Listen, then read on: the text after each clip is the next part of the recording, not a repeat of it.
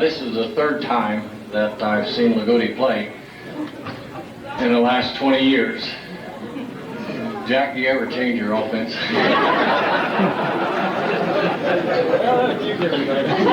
Now, take that back. I've watched Hoosiers 5 times, so I've seen them play 8 times.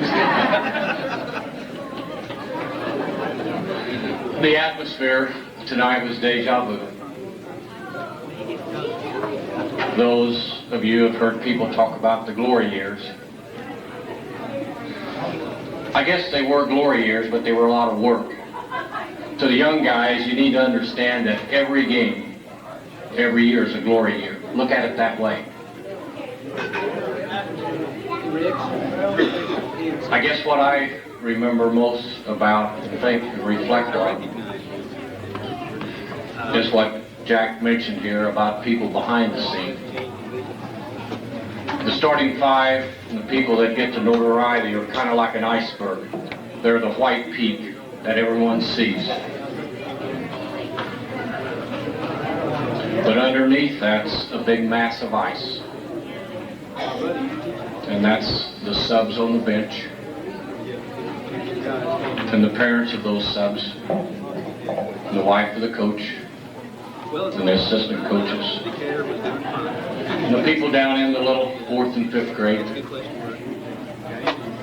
the Lee Kavanaughs, Charlie Sims, Mr. Biggs, and a lot of other people. They're the people underneath there pushing up. Sometimes, well, anybody in here ever not been mad at this guy?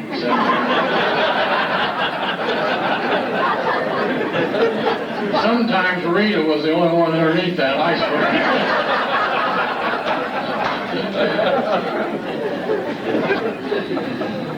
But those of you on the bench and the parents agonizing in the stands, you are just as much a part of this tradition. Our practice sessions used to be fierce. I have said and told other people the years that I've been around, and I still believe this, our kids on the bench, I think, could win 12 to 15 games somewhere else. And there was a competitiveness in the practice that was unreal at times. When they made life so miserable for those starters that the starters were ready to kill them after practice. They put in their mind before the practice that Brian Canada or Trout, we didn't have Stay Sager, he couldn't score anyway. They were not going to score in this practice, or they were not going to get any rebounds this practice, or they were going to shut them down. The little Timmy Dance of the world were so vicious and menaced. And they went out there with that attitude to just shut down the so-called varsity. Their practices oftentimes during the week were much tougher than the game, and I think Jack would probably agree with that. And so those were the kids that were pushing that white peak up out of the water. And their parents sitting in the stands agonizing that their son wasn't that big of a star. We coaches appreciated the agony that you're going through, and having children that play, and Jack having children that play can appreciate that too. And so you are a big part of that. The cheerleaders and everyone behind the scene that pushes the little white peak bigger and bigger out of the water. Bar Reeve has a nice basketball club. Youngsters, if any of you are in here. I looked at the JV players this evening, and I looked at some of the varsity subs. And I don't say this in any disrespect, but if you're going to take Bar Reeve out of the tournament again, or if you're going to advance, or if Lagodi is still going to be this family and this program, I would like to see some skin off the knees. I didn't see any skin off knees. I didn't see any skin off elbows. I didn't see any black eyes. Now, for God's sakes, Monday, do not go out there and kill everybody. But what I'm saying is, you guys on the bench that are going to push this white iceberg higher, you better get a little scrappy. You better be diving for basketballs that are on that floor in the practice session so that the starters say, hey, wait a minute, what's going on here? I watched Bar Reed dive for a couple balls out of bounds that almost turned that game. And so those of you behind the scene who have been aggravated and discouraged and felt like you were overlooked, please know that you're not and that you haven't been. He can't always say thank you and an appreciation and go out of his way. He gets consumed most of the time with a bigger task.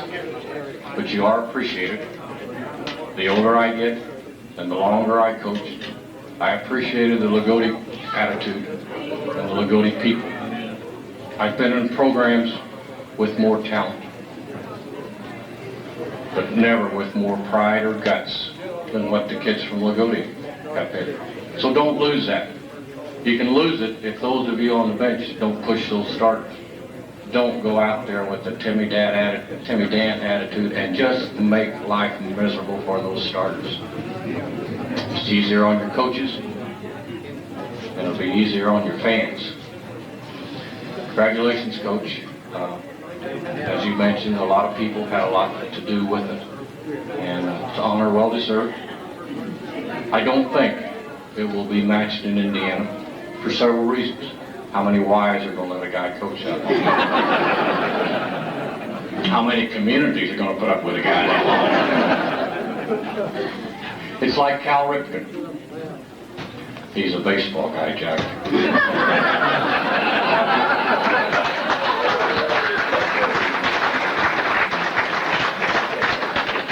He was an iron man. I had the good fortune, and I'll shut up here after a while, okay? I had the good fortune to do my student teaching under Howard Sharp at Gertzmeyer back in '64. Please do not be too critical of Howard. He was a very hard worker. He is old and a little senile, as all of us get. Some of us sooner than others.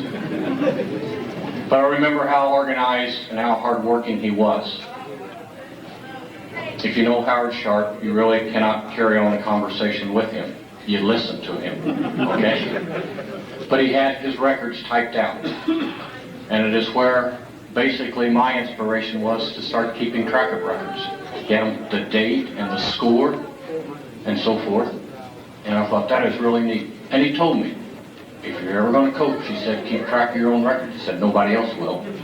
Wrong.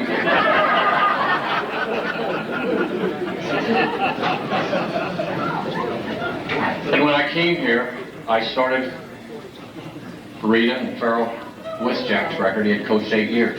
I found a mistake. His first year on the picture it said 12 and 11.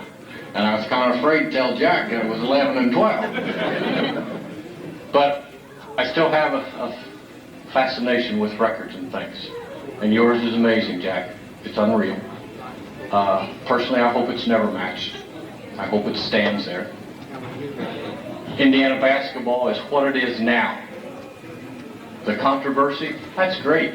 It was tiddlywinks. It never even been in the paper. But look all that it stirred up.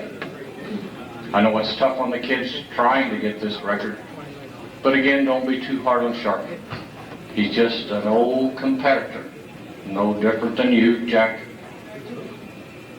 He just can't let go. Just can't let go. I know he felt like we played podunk, and I got an article I want to send you that our sports writer wrote about that.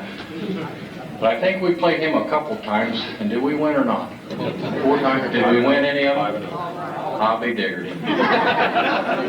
He told me, I kept notes, and I still have a notebook at home. He said, you can keep all the notes you want, but if you ever play me, you'll never beat me. And I think I helped, with those. Sharpie is in our Baseball Hall of Fame.